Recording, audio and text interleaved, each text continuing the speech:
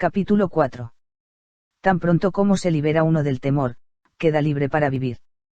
Libérese usted del miedo y se liberará de un demonio creado por el hombre.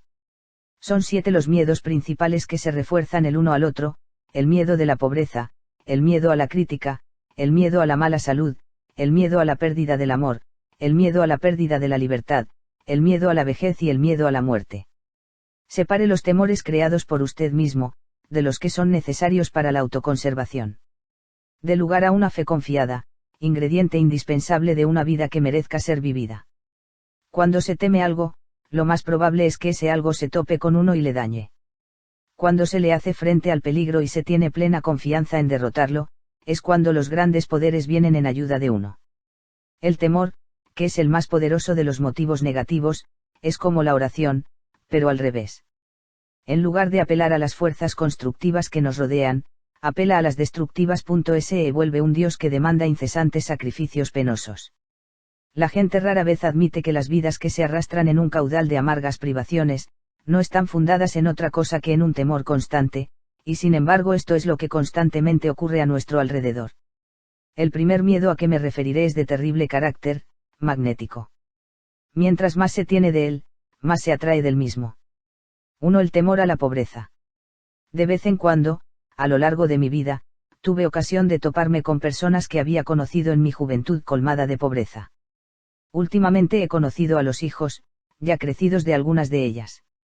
Habiendo conocido, pues, tanto a los padres como a los hijos, me ha sido posible trazar la persistencia de esas familias. Tal vez hicieron algún gesto de valentía pugnando por alzarse de su abatimiento, pero siempre resultó ser un gesto carente de energía que no persistió por mucho tiempo. Tal vez quienes hicieron eso hayan acallado su conciencia para el resto de su vida con ese gesto efímero. Pero lo que no tiene nombre es que familias enteras carezcan convencidas de que Dios las destinó a ser pobres. Es obvio que tiene que ser el máximo efecto del temor, el hacer que se equipare la idea de Dios a la idea de persecución. El ser pobre y no querer serlo es el primer paso hacia la riqueza. Pero es menester apartar a un lado el temor a la pobreza. Esta debe verse más bien como un punto de partida. Es necesario hacer que ese conocimiento íntimo que se tiene de tan indeseable condición se convierta en una fuerza sustentante que le impulse a uno hacia la condición económica que se persigue: la prosperidad, y por qué no, la opulencia. Deje que la actual necesidad que tiene de escatimar los céntimos le haga consciente del poder del dinero y que su falta de medios económicos le informe de los muchos caminos que pueden seguirse para utilizar el dinero de otros, pagándoles un interés justo por cualquier préstamo. Considere que gran parte de la educación que puede obtenerse es gratuita, que la educación por uno mismo en algunos casos, puede ser mejor que la educación obtenida en la escuela, que la industria y el comercio tienen los brazos abiertos para recibir al trabajador deseoso de progresar. Obsérvese que nuestra economía es tan vasta y variada que cualquier conocimiento especial puede medrar donde se le necesite, y además, está llena de necesidades no satisfechas que usted puede aprovechar. Me abstengo de darle una lista de numerosos hombres conocidos de todo el mundo que principiaron su vida en la pobreza. Todos conocemos a muchos de ellos y conoceremos a otros muchos más. Sacúdase ese temor a la pobreza y marche hacia adelante. 2. Temor a la crítica. La mente tiene un ilimitado poder de hacer que los sueños se realicen, siempre que se le permita obrar sin oponerle obstáculos. Pocos temores obstruccionan una mente con tanta rapidez como el miedo a la crítica. Este puede detenerlo a uno antes de que ni siquiera haya tenido tiempo de empezar. Y sin embargo no es otra cosa sino la influencia de otra u otras mentes, influencia negativa que a menudo es meramente imaginaria. La persona que se siente llena de temor a las críticas, suele no exponer sus ideas por miedo a la burla, perdiendo con ello las ventajas que le podrían acarrear sus grandes dotes de imaginación y confianza en sí misma. Al estudiar la carrera de hombres que llegaron a destacarse en sus respectivos ramos, nos admirará ver la forma en que se percataron de sus capacidades y las pusieron a producir. Al mismo tiempo apreciaremos muchos de los obstáculos que tuvieron que salvar. Pero tal vez no paremos mientes en las críticas adversas que tuvieron que afrontar. Si hubiesen tenido miedo de esas críticas y hubiesen dejado arraigarse en su mente, toda su capacidad para idear y realizar se habría visto invalidada. Según la crítica, el automóvil no daría resultado. Tampoco el aeroplano. Ni los viajes espaciales. Cuando Henry Ford estuvo listo para fabricar automóviles mediante la producción en masa, entonces la crítica aceptó que el automóvil daba resultado, pero se resolvió en contra de la producción en masa. Se le consideró una curiosidad de laboratorio. Se alegaba que no podría conseguirse el necesario volumen de abastecimiento de gasolina, ni el caucho, ni que estos materiales necesarios pudieran estar a la disposición del automovilista dondequiera que viajara. Más aún, los banqueros, con quienes por cierto Ford nunca quiso hacer negocios, afirmaron que la gente no compraría un artefacto tan caro en cantidades suficientes. Casi todos los que conocieron los planes de Ford le aseguraron el fracaso de un modo u otro. Desde luego, fue la sustentadora fuerza del amor la que ayudó a Ford y también lo que su esposa le dijo. Sigue adelante sin hacer caso de las críticas. En época más reciente, un sujeto de nombre Henry Land tomó una fotografía a su hijita. Ella quería ver de inmediato la foto. Su padre, el señor Land, le explicó que primero era menester sacar el rollo de película de la cámara y revelarlo en un cuarto oscuro valiéndose de determinadas sustancias químicas. Una vez que estuvieran listos los negativos, habría que imprimirlos mediante una luz fuerte sobre un papel fotográfico sensitivo que a su vez requería un tratamiento químico, al cabo de todo lo cual estarían listas las fotografías. Pero al llegar a este punto de la explicación a la niña, su mente abierta enfocó el problema.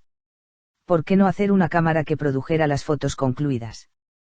Cualquiera con conocimientos por someros que fuesen de fotografía le habría podido dar una docena de razones por las cuales no sería factible hacer eso, pero las críticas no impidieron la invención de la cámara Polaroid, que hace exactamente lo que la niña Land quería. Las críticas invalidan también en el terreno de las ideas puras. Cuando me apliqué a organizar la ciencia de la realización personal, casi me seis congelado por los comentarios adversos que me llovieron. La mayoría de ellos procedían de mis parientes más cercanos y esto es duro de resistir. En ese tiempo no me fue posible expresar en palabras la fuerza que me hizo seguir adelante, pero concentré mi mente en la meta que me había fijado y no en los obstáculos, con lo cual me fue posible proseguir la marcha.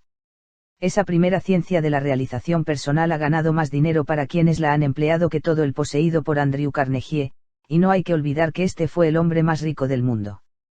Una cosa es dar oídos al consejo de las personas calificadas para darlo y otra cosa muy distinta es dejar que las críticas adversas mellen el agudo filo de la mente conquistadora.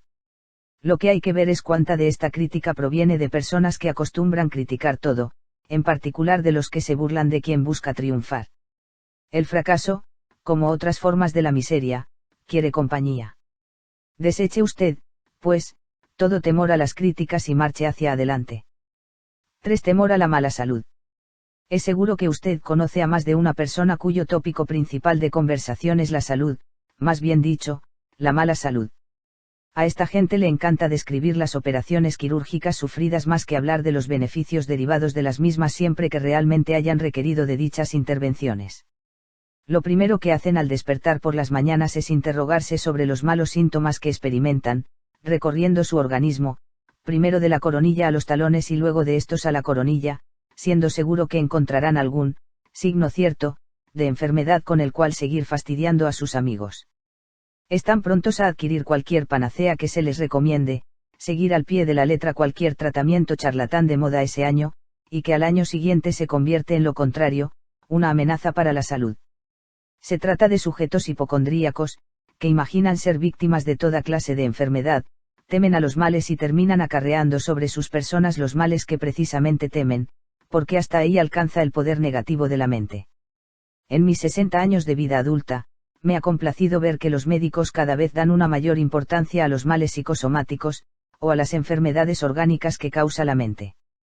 Desde los primeros tiempos de la historia, ha sido evidente que casi todas nuestras enfermedades son causadas por la intranquilidad de la mente.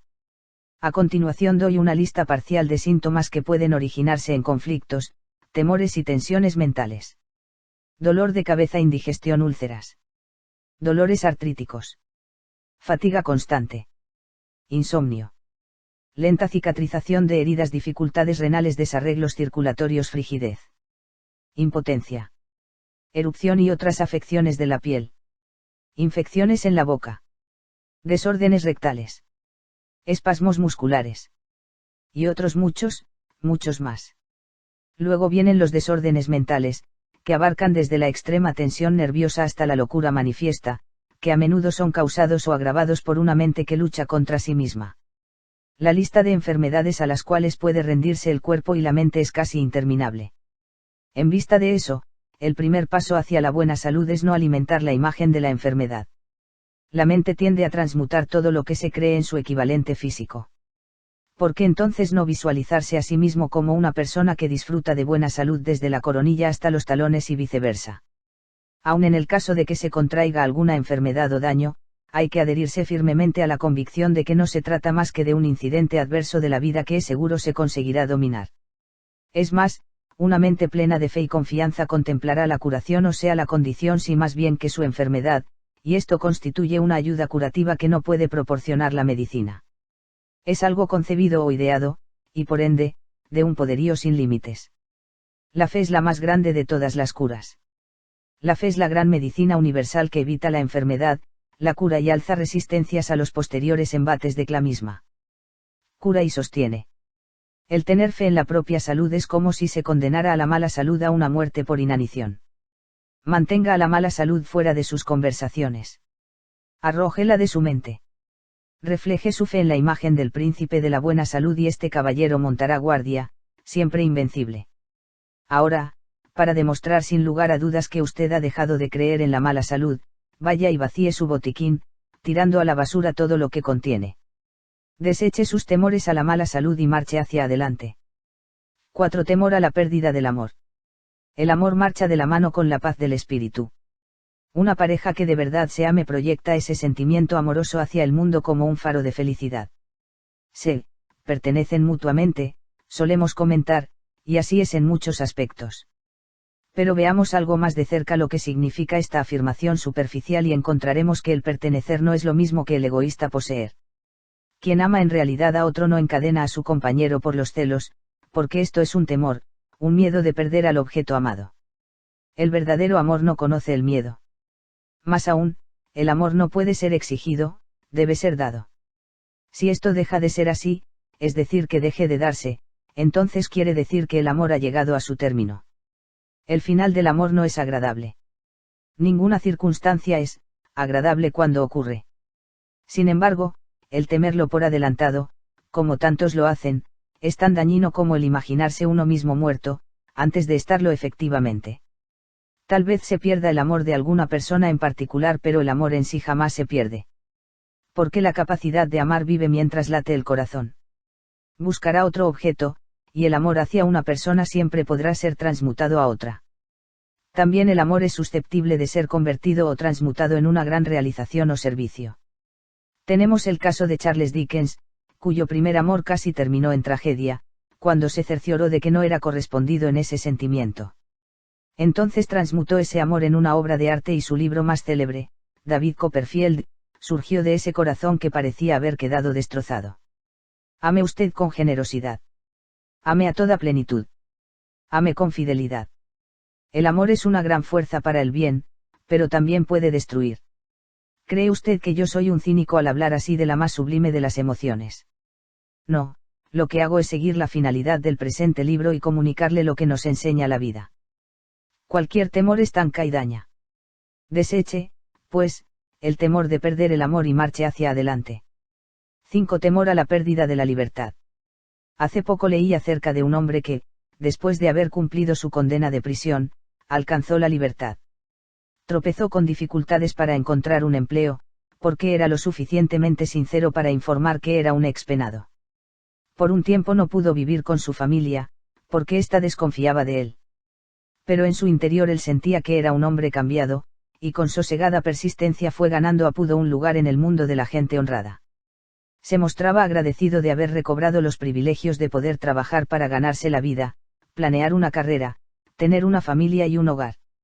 Pero todas estas bendiciones tienen su base en una bendición aún mayor, terminaba diciendo, el hecho de disfrutar. Millones de personas saben lo que ocurre cuando todo un país pierde la libertad. Puede seguirse disfrutando de todo lo que exige la comodidad de la vida y hasta los lujos. Pero sin la libertad de expresar lo que se piensa y de vivir la propia vida todo resulta una burla. Recuerdo un grupo de hombres y mujeres que cruzaron el mar en una minúscula y frágil embarcación y que se vieron al borde de la muerte varias veces, con tal de alcanzar nuestras costas en busca de libertad. Esa embarcación inició el viaje con 2 mástiles y en un puerto de escala vendieron uno de ellos para comprar provisiones, pero a pesar de todo siguieron luchando para alcanzar la libertad. Sé de muchos que han prescindido en tal grado de la libertad física y de mente, que muy bien podría decirse de ellos que viven en prisión o bajo el dominio de un dictador. También sé de otros que viven en un temor constante de perder la libertad, hasta el punto de que ese temor se convierte en un arrojador de sus almas, como sucede cuando cualquier miedo se entroniza en el espíritu. Al hablar de libertad de mente y cuerpo, hablo de una libertad básica y personal. No se trata de una libertad física absoluta. Si cada uno de nosotros fuese libre de hacer lo que le placiera, el mundo sería un caos en lugar de un asiento de civilización.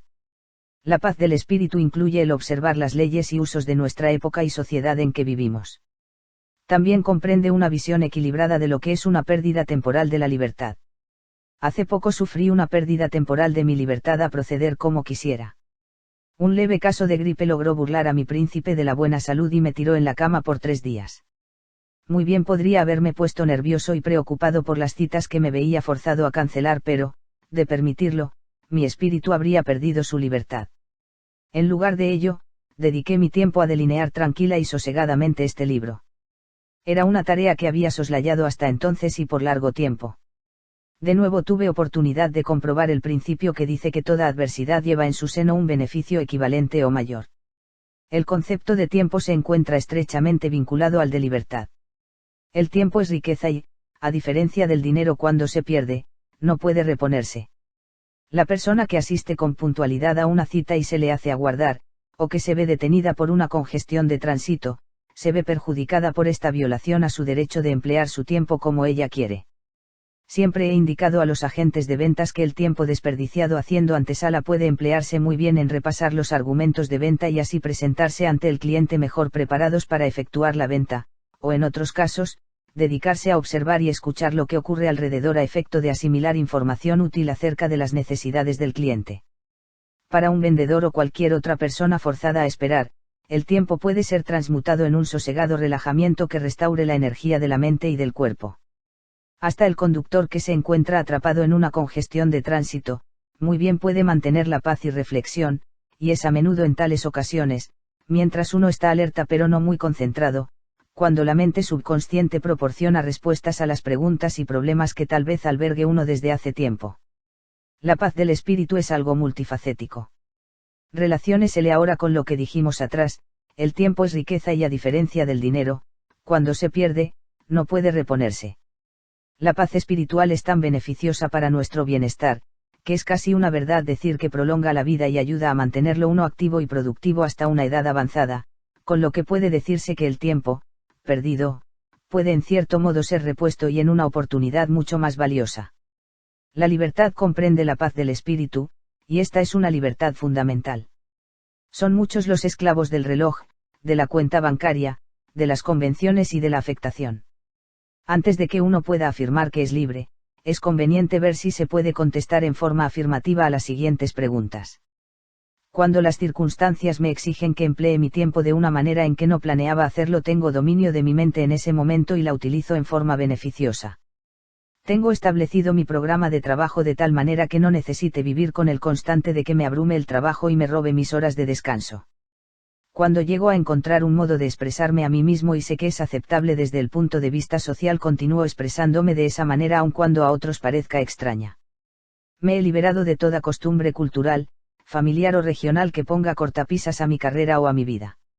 Estoy dispuesto a objetar la forma en que otros suelen hacer las cosas y no considerar como una guía absoluta así lo hacen todos. Soy consciente de que no trabajo por dinero, sino por lo que el dinero puede comprar. Si con toda sinceridad puede contestar con un sí a estas preguntas, quiere decir entonces que usted es básicamente una persona libre y que no teme la pérdida de su libertad, porque demuestra saber que la libertad no puede ser arrancada al alma. Pero me permito recomendarle que fije su atención en la última de las preguntas. Cuando conocí los impulsos que capacitan a los hombres para hacer grandes fortunas, también advertí que algunos ricos carecen de paz espiritual. El reconocer la importancia que tiene el dinero no quiere decir por ningún motivo que deba adorársele, pues esto termina destruyendo la felicidad. Recuerde bien que este libro le enseña a hacerse rico, pero a la vez a tener paz mental. La libertad se extiende en muchas direcciones. Quienes tienen miedo a la esclavitud son quienes se han hecho esclavos de sí mismos, porque se han condicionado ellos mismos a eso y saben lo indefensos que se encuentran. Deseche, pues, el temor de la pérdida de la libertad y marche hacia adelante. 6. Temor a la vejez. Yo era un buen jugador amateur de béisbol, se lamenta un sujeto de 75 años, y ahora no puedo parar una bola que ruede por el suelo a razón de 1 kilómetro por hora. Observaciones como estas son típicas de quienes tienen miedo a la vejez y que por tanto no pueden disfrutar de la paz del ánimo en los años en que suele ser más gratificante. No cabe duda de que la ancianidad es un impedimento, pero solo en lo que se refiere a cierta clase de movimiento, movimientos físicos. La naturaleza nunca quita nada sin sustituirlo por algo de igual importancia potencial. Cuando se lleva la juventud, la repone con sabiduría. Es imposible para el joven poseer la sabiduría y la experiencia acumulada de una persona de edad provecta. Reflexiónese bien en esto antes de afirmar que la vejez es un retroceso. Porque resulta patético el ver personas que adoptan impedimentos adicionales solo porque han pasado de los 40, 50 o 70, siendo que dichos impedimentos solo existen en su mente. Exhiben un complejo de inferioridad, permitiendo que el pensamiento de los jóvenes se imponga a su propio pensamiento, más maduro y experimentado. Parece como si pidieran perdón por ser viejos, como si el haber dejado atrás la juventud fuera una desgracia. No esperan poder sentir los impulsos de la iniciativa, imaginación y confianza en sí mismos, y con ello no experimentan las llamadas cualidades propias de la juventud. Actúan como si la pérdida del vigor y elasticidad de los músculos significara la pérdida simultánea del poder cerebral. Esto sucederá si se desea, y de seguro si se alimenta el temor a la vejez. Hace poco establecí una serie de escuelas en varias ciudades, donde personas de todas las edades pueden aprender el arte del pensamiento positivo y cómo utilizarlo para conseguir el éxito. ¿Acaso suena extraño que un hombre de mi edad se embarque en una empresa así? Solo resulta extraño para la mente miedosa y embarazada. Mientras que yo asumo las labores directivas, puedo contratar gente joven y capaz de una mayor actividad para que haga lo que podríamos llamar el trabajo muscular. Debo aclarar también que en la actualidad puedo desempeñar esa labor directiva mucho mejor que como podría haberlo hecho hace 40 años. Porque poseo una experiencia más amplia. Asimismo, disfruto de una paz de espíritu, en cuanto a profundidad, como no la tenía hace 40 años, cuando todavía no advertía bien las fuerzas que hacen de los hombres lo que son. Parte del temor a la vejez que sienten muchas personas tiene su origen en la creencia de que un anciano inevitablemente tiene que perderse muchas cosas. Según esta creencia, no puede participar en gran parte de lo que ocurre a su alrededor. Debido a esto, hay viejos que tratan de fingir juventud y solo hacen el ridículo. No es necesario participar en forma física de todo lo que ocurre alrededor de uno, siempre que se mantenga uno en contacto con el mundo. A cada instante mejoran más los medios de comunicación y, debido a ello, todo lo que ocurre en el mundo puede ser conocido sin moverse uno de su sillón favorito. Es indudable que los viejos de la época de mi juventud, habrían sido menos ignorantes y supersticiosos si hubiesen tenido las oportunidades que en la actualidad se le brindan a uno para saber lo que pasa. A fin de que pueda usted mantenerse a tono con los estados de ánimo juveniles, le invito a emplear un procedimiento que sé por experiencia propia que es de una gran utilidad. En cada aniversario de mi nacimiento resto un año a mi edad. Debido a esto, pongo una atención especial en los aspectos de la vida que atraen a una persona que tenga mi fingida edad. En la actualidad me encuentro en mis 20 y tantos años, cerca de la treintena, renovando mi incomprensión del estado de ánimo propio de esa época de mi vida y también de mucho de lo que es valioso en la actual generación que tiene esa edad. Contando con la ventaja de mi posición plena de experiencia, me divierto por partida doble y al mismo tiempo percibo la perspectiva que tendría un joven al juzgarme. Esta treta es a la vez valiosa y sumamente divertida. Espigue con hondura en la vasta experiencia que tenga, refresque su conocimiento de la naturaleza humana, y localice y sienta las fuerzas positivas que nunca se hallan fuera del propio alcance. La vejez puede ser la época más grandiosa de su vida. Deseche, pues, el temor a la vejez y marche hacia adelante. 7. Temor a la muerte. Mi padre trató de imbuirme el miedo al fuego y al azufre que serían mis dueños al morir, hasta por la fuerza lo intentó. Por fortuna ese temor no logró arraigar en mi espíritu, a pesar de que era preconizado también por la iglesia del lugar. Si para contrarrestar el miedo a la muerte es menester sobreponerse a la religión que se profese, hágase sin vacilar. Nadie tiene derecho a decirle a uno que tal o cual es la manera de disfrutar del más allá. Porque basta con que usted camine por la calle para que se encuentre otro grupo que afirma lo contrario de lo que le dijeron. Repito que usted puede creer, como yo lo creo, que nada de lo que se haga en el curso de la vida tiene efecto alguno sobre lo que el espíritu vital experimente o a dónde pueda ir después de la muerte. Y me permito hacer resaltar que no se trata más que de una creencia. Pero es una creencia que le ayudará mucho a vivir una vida buena, feliz, completa, y útil por lo pronto, y disfrutarla hasta en sus menores detalles.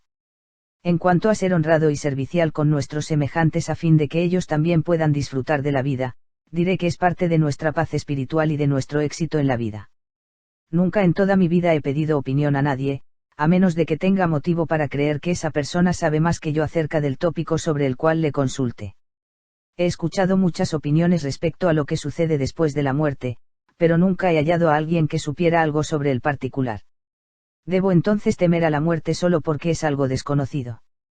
No, es preciso que me recuerde a mí mismo que existen dos tipos de circunstancias. El primero es aquel que se puede controlar, modificar o evitar. Este tipo de circunstancia merece toda nuestra atención. El segundo consiste en todo aquello que no puede uno controlar, y del cual la muerte es el principal ejemplo. Podemos hacer todo cuanto esté en nuestra mano para conservarnos en buen estado de salud y con buen ánimo, evitar todas las claras amenazas a nuestra vida y hacer un uso lógico del motivo de la conservación. Pero eso de preocuparnos demasiado por la muerte, ¿por qué ensombrecer nuestro espíritu con lo que está fuera de nuestro control? Que deseamos asegurarnos de que nuestro dinero o bienes queden en manos de las personas que amamos, después de nuestra muerte. Muy bien, eso es algo que está en nuestra mano hacer. Pero por ningún motivo debemos engañarnos a nosotros mismos, pensando que no moriremos.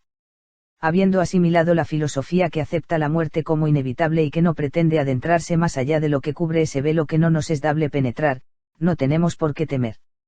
Nuestra mente se volverá de la muerte a la vida, del no al sí, de las hipótesis a las realidades. Deseche, pues, el temor a la muerte y marche hacia adelante. El hombre fue hecho para vivir en plena posesión de sí mismo. Quienquiera que haya creado al hombre, dotó a esta nueva criatura de algo que no es compartido por nadie más, el dominio de la mente. Además, de esto, ese creador desconocido hizo que el hombre fuese capaz de sentir miedo, porque cuando éste es justificado forma parte del instinto de conservación. Quien vaya por una senda en la selva y se tope de pronto con un tigre, sin tener armas con que defenderse, hará bien en sentir miedo y dar los pasos necesarios para la propia conservación. De igual modo ejercitamos precauciones en toda circunstancia que implique un peligro. El conductor de vehículos lo hace, confiamos en que así sea, con apego a las reglas del tránsito. Al niño se le enseña a mirar a todos lados antes de cruzar la calle. Pero los temores que reconocen su origen en uno mismo son harina de otro costal. Parece ser que la inteligencia del hombre requiere albergar algún temor creado por ella misma, pues de lo contrario no habría tenido su característico y amplio alcance de creatividad. No obstante, sea a través del estudio de la psicología o de la observación acompañada del sentido común, sabemos que los miedos que uno mismo crea son perjudiciales, dañinos. Mediante el dominio de su mente, podrá usted ubicarse de una manera adecuada en relación con su vida, no habrá por qué temer, ni tendrá ocasión de sentir miedo. Insisto en que si es necesario prescindir de la religión que se profese a efecto de sacudir los temores, se prescinda de ella. Si para verse libre del miedo necesita usted hacer caso omiso de las costumbres de su localidad o medio, hágalo también. Si tiene que dispensarse de la compañía de ciertas personas para poder verse libre de temores, dispénsese, pues no hay que olvidar que el mundo está lleno de personas que son mejores patrones, mejores clientes o mejores amigos. Estoy seguro de que usted tomaría medidas drásticas para precaverse de un veneno puesto en sus alimentos. Pues proceda del mismo modo con sus temores, que son los venenos de su alma. El temor es el instrumento de un demonio creado por el hombre. La confianza en sí mismo es el instrumento hecho por el hombre con el que derrota a ese demonio y también con el que estructura una vida triunfal. Pero es más que eso. Es un vínculo con las fuerzas irresistibles del universo, que respaldan al hombre que no cree en el fracaso y la derrota, sino única y simplemente como experiencias pasajeras. Una vez más he proporcionado a usted datos sobre el secreto supremo. Cuando se lo revele por entero, no experimentará ninguna sorpresa. Revisión del capítulo 4. El temor es como una plegaria al revés. Con la oración positiva apelamos a las fuerzas positivas y útiles que están fuera de nosotros, con el temor lo que hacemos es acudir a las fuerzas destructivas, negativas. Cualquiera que sea la que usted tema es más probable que le dañe, que si no la temiera. Esto es sobre todo cierto en el caso del temor a la pobreza, el cual mata el valor que se necesita para dejar la pobreza a las espaldas, no importa cuántas generaciones de su familia hayan padecido de ella. Su mente tiene un poder sin límites para hacer que un deseo se convierta en realidad. Para hacer que un deseo provechoso se torne realidad, es menester que su mente trabaje sin trabas. El temor a la crítica es capaz de invalidar hasta a una inteligencia superior. Muchos hombres de éxito han tenido que sobrepasarse a obstáculos más o menos normales, pero además, han precisado de hacer caso omiso a las críticas. De entre los deseos perjudiciales que se convierten en realidades, el que más prevalece es el que más presumimos de no tener, y es el de la mala salud. Una larga lista de males se origina en la mente temerosa que lucha contra sí mismo. La fe es el más grande apoyo de la salud y el mayor elemento curativo. Solo el temor puede robarle el amor y la libertad. El verdadero amor no es posesivo. La capacidad de amar permanece aun cuando se le niegue a usted el amor, y el miedo no debe impedir que usted exprese su amor transfiriéndolo a otra persona, porque el amor no se pide ni se exige, se da. La libertad también reside en el corazón cualesquiera que sean las circunstancias externas. La pérdida de ella puede asimismo ocurrir en el corazón, aun cuando las circunstancias externas indiquen otra cosa. La libertad es multifacética y conviene que haga usted un examen de conciencia para saber en qué punto la ha perdido y la ha sustituido por la esclavitud del miedo. Los años posteriores a la juventud pueden ser los mejores de su vida. La naturaleza siempre proporciona una compensación por cada cosa que quita. Al desaparecer el gran impulso físico de la juventud, nos queda esa sabiduría y experiencia que solo los años dan. Los artefactos modernos nos ayudan a permanecer en contacto con el mundo. Rebajar un año de su edad en cada cumpleaños le suministrará la perspectiva necesaria sobre la juventud y la edad. El hecho de la muerte no puede ser negado, pero nadie sabe en concreto lo que existe más allá de la impenetrable cortina del más allá, con lo que se impone no preocuparse por una circunstancia que está fuera de nuestro control. No importa lo avanzado en años que sea usted, muy bien puede mantenerse tan ocupado en el negocio de la vida, que el temor a la muerte no pueda instalarse en su espíritu.